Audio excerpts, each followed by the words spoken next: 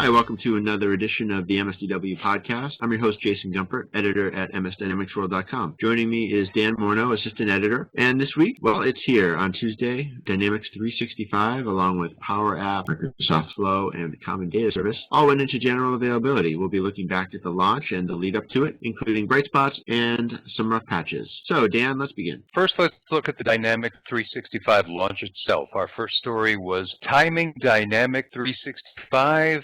CRM partners lament fuzzy pre-launch license planning. This was by yourself. Yeah, so this was something that came up just before, that we published a little before the general availability milestone was hit.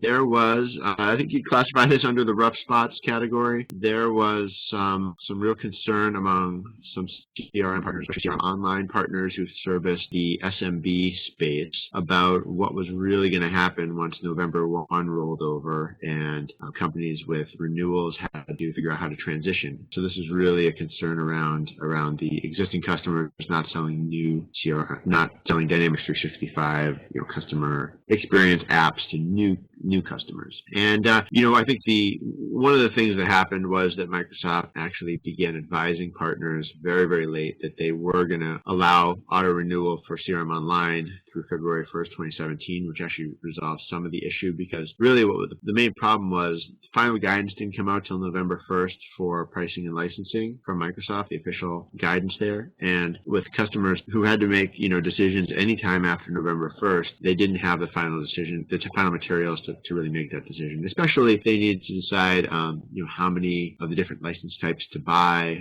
how much they were looking at in terms of cost, whether they should wait until the small business version of sales, marketing, and service apps come out in Q1 of 2017. So all these things are sort of unknown, and while that's maybe just a little bit of lack of clarity if your decision isn't out till December or January, if it's the first week in November and you're a customer or you're a partner trying to advise a customer, I think it could cause some real stress, and it was causing real stress for some partners. So we covered that. I think different partners had different views on it, especially if you have an enterprise customer. It probably wasn't such a pressing issue where you had to get it figured out this first week of November. But those SMB customers, I think, and their partners were getting a little concerned. So that's what we wrote about there. Microsoft was gracious enough to try to respond to some of the questions that we had, and we included that in the piece. We also included some quotes from a few different partners trying to get a range of views. And like I said, I think it really did vary based on the types of customers they served, whether it was the SMBs with the between 5 and 200 seats, or whether it was the 200 and up level where it was pretty clear cut that they're going to be going to enterprise. So in short, they're making an omelet and breaking some eggs. Yeah, when you're moving this fast, I think it's inevitable, and I think I owe a hat tip to Steve Mordew from his blog, from Rapid Start CRM as well, who advised us that deadline for CRM Online renewals was pushed back to February. That was a nice little piece of information that I assumed happened at the very last minute, because I had been in touch with Microsoft for the piece, and they hadn't told me anything about that as soon as a couple of days beforehand. Very good. So yeah, that was it. Also by Jason, Dynamics App Alliance wants to prepare Microsoft partners for launching apps to Dynamics 365 App Source. Yeah, I think this, it's funny, I was having a conversation with another, this is getting down into the Dynamics 365 business financials realm as opposed to the CRM Online realm, but the Dynamics App Alliance is all about helping Microsoft partners who want to sell apps with Dynamics 365 for financials, getting their apps built and ready to go, because there's quite a process, and this team has some unique qualifications, and they're also interested in kind of taking some of that work out of the hands of people who would really be doing it once, and there's not a lot of economy in doing it once, I don't think.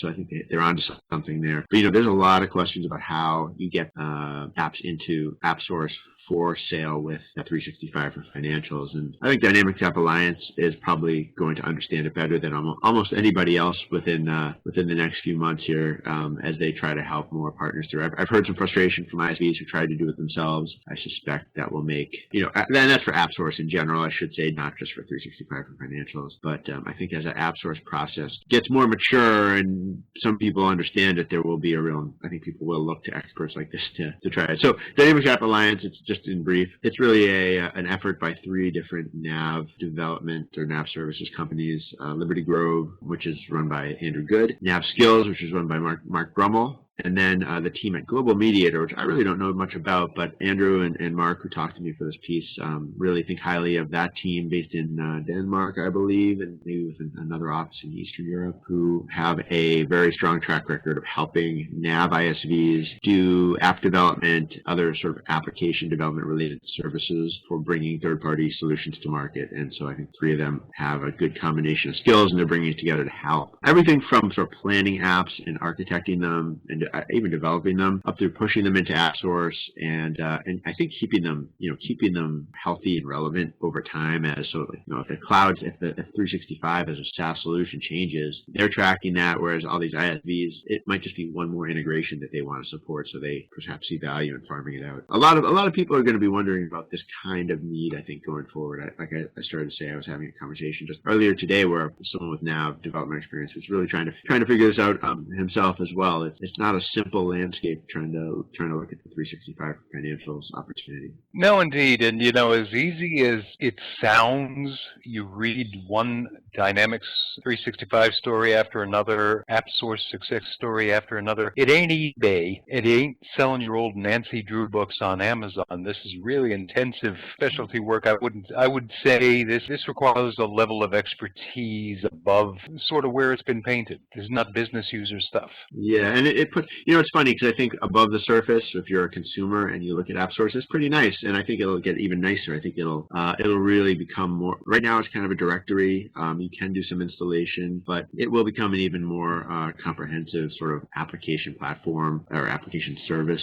I don't know exactly what to call it, but it's going to continue to evolve and do more for businesses, both in terms of publicly available apps, but also managing apps, and that gets into perhaps the next story, which is related to PowerApps, where companies can even sort of start to perhaps use AppSource as a place to manage their internal apps. Indeed, Dynamics 365 wasn't the only thing that happened this week. Alongside PowerApps and Flow also launched on November 1st, along with the Common Data Model.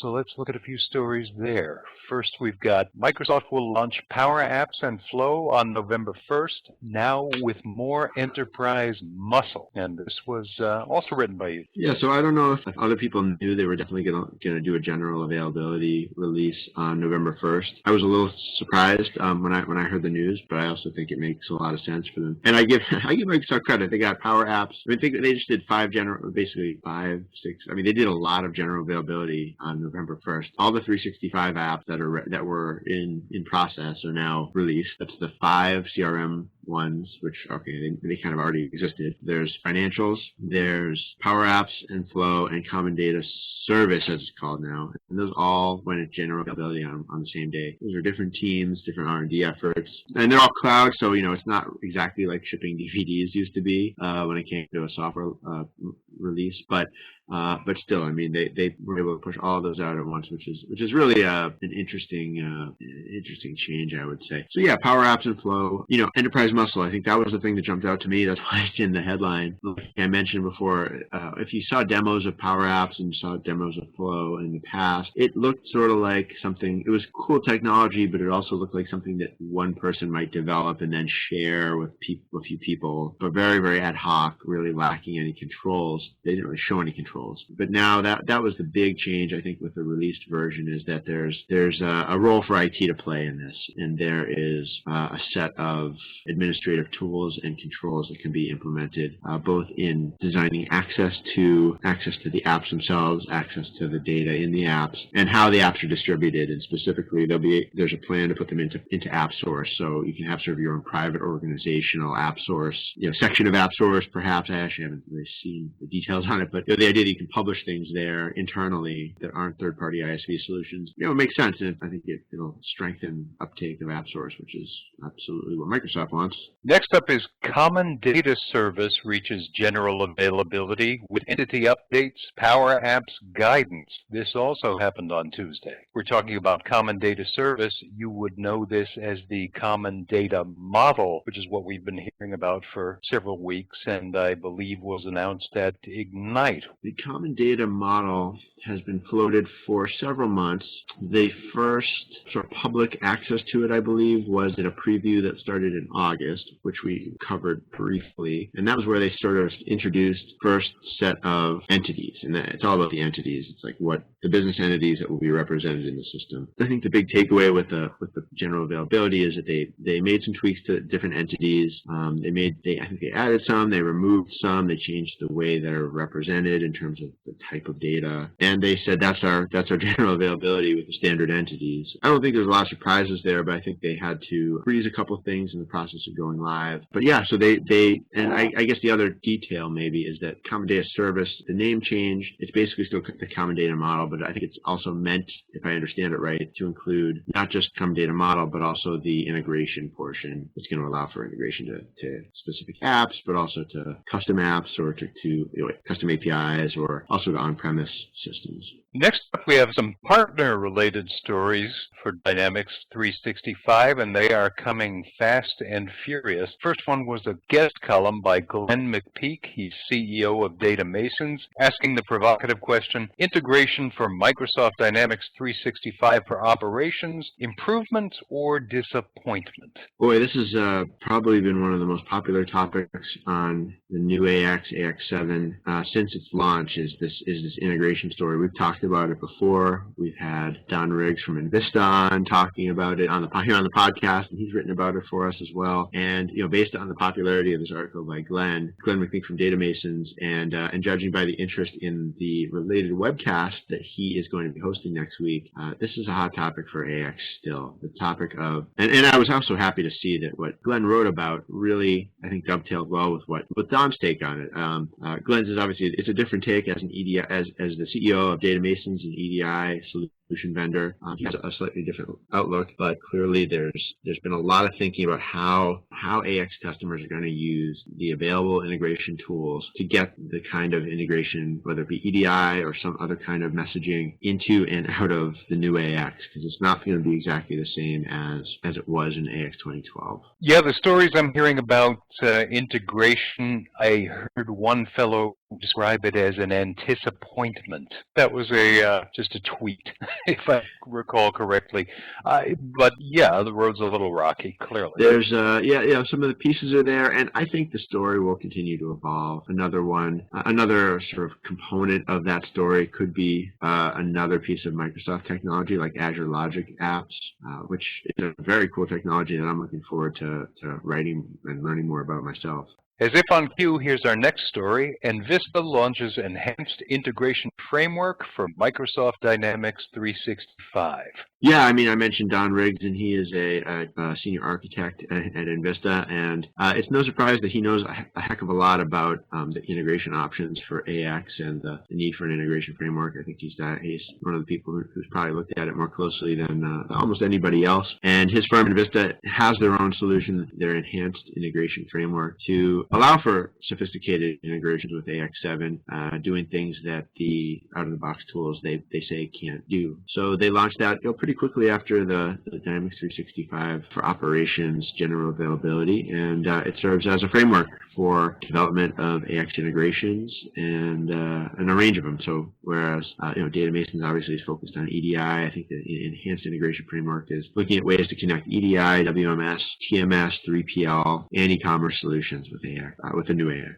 Sure. Next up, CafeX plans broad Microsoft Dynamics 365 integration for omni-channel customer engagement. So this was in relation to the announcement made at Summit, I believe, around the new partnership with CafeX Communications. They are a provider of WebRTC, mobile and web engagement solutions. They will become the preferred omnichannel customer service solution provider for Dynamics 365 customer experience apps. If you've seen a demo of CafeX, a lot of what they do, it's cool stuff, and if they're going to tie it into Dynamics 365's customer service or sales capabilities, that's great. It's in the back of my mind. I still think to myself, why I wasn't Perisher able to do this, but I think that's sort of water under the bridge at this point. It's going to be hosted in Azure, and it's worth a read.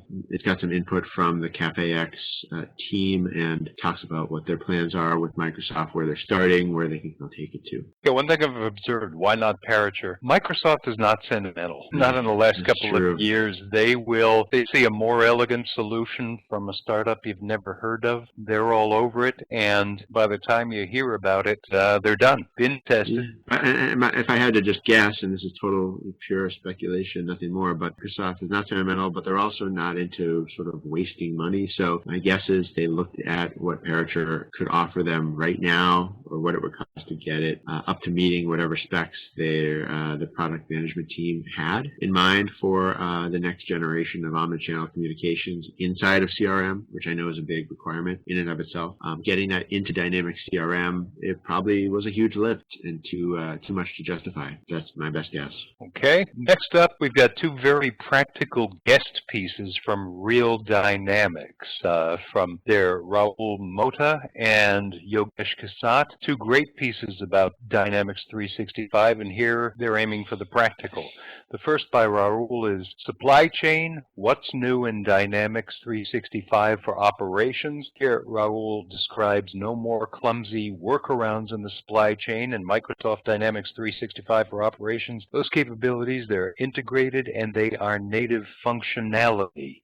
So if you thought it was a good enough idea for workaround, well, Microsoft listened, it appears. Next up was What's New in Microsoft Dynamics 365 for Operations Financials. This by Yogesh Kasat, who's founder of Real Dynamics. And this is a three-piece deep dive into the 365 AX7 financials enhancements. Honestly, these are really rich reading. Folks from our reader base say they very much enjoy how-tos, they very much enjoy guidance, but these are dense reading. You will come away with a better education in both cases. I think it would be impossible to recap them here. Yeah, I agree. We really can't summarize these pieces. They have a ton of good information in them if you're trying to get to know why. There are some benefits to 365 for Operations, what they've done to improve the product, especially if you're using an older release. Definitely worth a read, and it really speaks to the team at Real Dynamics. They know their stuff, and I think that's why they're having success working with AX customers who are trying to plan their next move to get value out of their systems. Let's move on to some other stories, not 365 related specifically, but some exciting stories. One that struck me was BizTalk Server 2016 launched the last plank in Microsoft's hybrid integration platform, and that couldn't have come soon enough. Digital transformations looming. Essentially, the Microsoft Server and Cloud Platform team announced the release of BizTalk Server 2016, which I take it is the 10th major release of the integration workhorse in 15 years. And this is also the final plank in just a two-plank platform of Azure Logic Apps and BizTalk Server 2016, which together Microsoft says will comprise a comprehensive hybrid integration platform. That was an exciting story. Anything to add to that, Jason? I just read that, and I forget where I read this, but at least one person was saying, it's probably a quote from Microsoft, but customers are happy about this 2016 release of BizTalk Server. That's a strong one. It's the strongest maybe in a few releases. And yeah, with the hybrid integration story, I think that's an important one for Microsoft, especially for its big on-premise customers who it wants to be able to justify the idea of going hybrid. I wonder some days why we talk so much about cloud itself when hybrid is the real story, but yeah. It is, boy, even the most cloud-enabled company to me seems to have, seems really under the surface to be hybrid. And there's no question Microsoft's investing in products or in services that will help enable more hybrid. I mean, it's different in different situations, but this is certainly an important one, especially on the enterprise side, where BizTalk seems to be well adopted. Sure. Next up, salary survey. 1 in 5 Microsoft Dynamics professionals consider going solo. This is data from Nigel Frank International, and yes, 1 in 5 of your professionals wants to go freelance. They're seeking, ready for this, work-life balance. They're seeking higher earnings and project variety, and it turns out sometimes they're seeking escape. They're citing a lack of vision, a lack of forethought on the part of their management, and they think they're going to once again earn more and work fewer hours as a freelancer. I can say this as a freelancer. You go into it thinking, I'm going to make my own hours and they'll be infrequent. Well, no, you're not. whatever hours you have. Yeah, you still have a boss. It's just whoever your client is at that time. That's true. And practically speaking, you do not have health insurance. You do not have a marketing engine behind you. You do not have a lead generation engine behind you other than your own Rolodex. So it sounds easy to do, but I can't help think with the SMB story, that these folks who I think 4 or 5 years ago might have found harder going now might be just the boots on the ground that say SMBs would respond to. Well, no, I mean, it's no surprise that there's lots of freelance work out there, and I think, perhaps maybe some of the people who are employed Dynamics professionals are picking up on that message. Maybe it's a sign of the market even improving or getting stronger in this particular little segment of ours here. Yeah, folks might feel safer jumping ship and forging out on their own. All I can say is good luck to you. I hope so, and I hope the Dynamics channel is that healthy. To look at this one from another perspective, if you're an employer with five Dynamics professionals employed, you're probably a partner or a huge organization. So that's a lot of dedicated Dynamics professionals to have if you're a customer. I'm sure there are some, especially like I said on the larger end, if you're a major retailer or a major aerospace company or something that for some reason uses a Dynamics product. But otherwise, you're probably a partner, and you're probably seeing turnover and trying to just control it as best you can. I wouldn't be surprised if wages continue to rise to kind of try to hold on to some of these people, because these partners don't want their professionals sort of jumping ship and going freelance, which they do on a fairly regular basis. Oh yeah, I take it the actual churn charted over several years is about, from Nigel Frank, about 24%, whereas the planned employee churn now is about 28%. So will 4% chicken out? I'm guessing they will. Once they put a pencil to it, a lot of them will. But and actual churn next year might be 24% again. So. Yeah, the last point I'd add on that, just as I was talking to someone earlier today about this freelance versus working for a partner.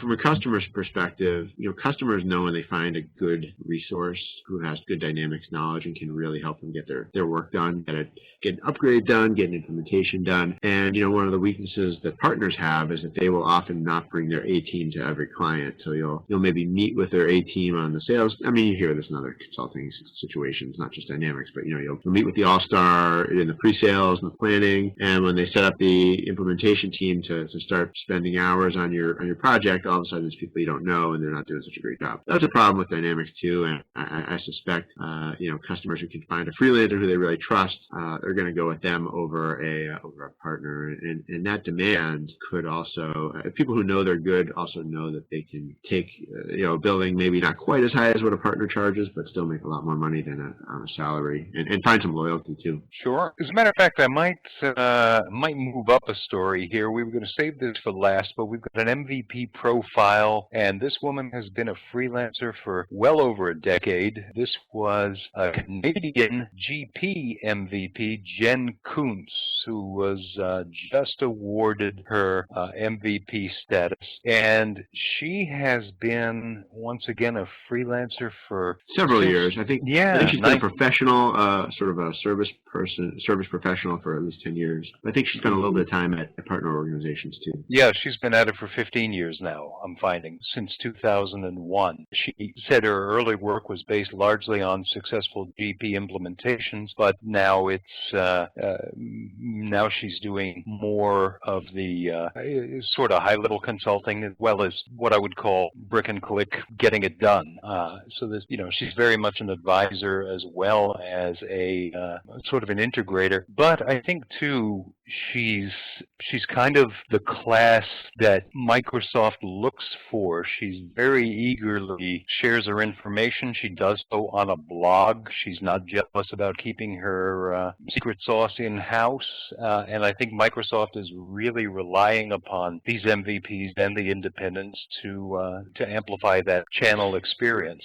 Yeah, I'd agree. Jen, this article, I really liked it. It came out just today, and I think if I talk to people, going forward about what it takes to make it as a Dynamics services professional, as a consultant. I'd point to this article, this sort of nicely summarizes the personality traits or work traits that you need to have, because I think Jen describes them nicely in terms of being goal-oriented, being willing to take on challenges and narrow down your focus, I think is the way she described it, until you narrow down the challenge until you identify exactly what the problem is, which obviously comes up a lot when you're doing the kind of ERP systems type of work that she does. And then the path to becoming an MVP, which is something that's it's a big deal for professionals in the Microsoft space. And she summarized very nicely sort of how she made that, the path she took to get there this past year. She's a perfect example of sort of what Microsoft is looking for. To your point, Dan, Microsoft needs those types of dedicated professionals in their ecosystem to A, make customers happy, and B, sort of make the products look great. Well, next up, this kind of relates to the fact that there is tremendous excitement about the digital transformations. There's tremendous excitement about Dynamics 365, yet there are a lot of companies out there who are perfectly satisfied and they'd rather build on the platforms and investments they've already got. So this story, 3 best practices for managing cumulative updates in Microsoft Dynamics NAV, was by Elliot Fishman. He's CEO of Catapult. Yeah, and I should add, we'll have Elliot on the podcast next week because he has and his team just published a pretty lengthy white paper on cumulative update best practices and NAV maintenance best practices that we'll be diving into. But yeah, it was an important change in the way the NAV team decided to handle updates and upgrades, and it's had a big impact, I think, on how companies like Catapult ERP deliver services and support, and how they want their NAV customers to think about staying current. So we'll have some more questions for Elliot next week on this, but yeah, it's been a big deal for quite a while. The change over to this sort of more standardized cumulative update approach.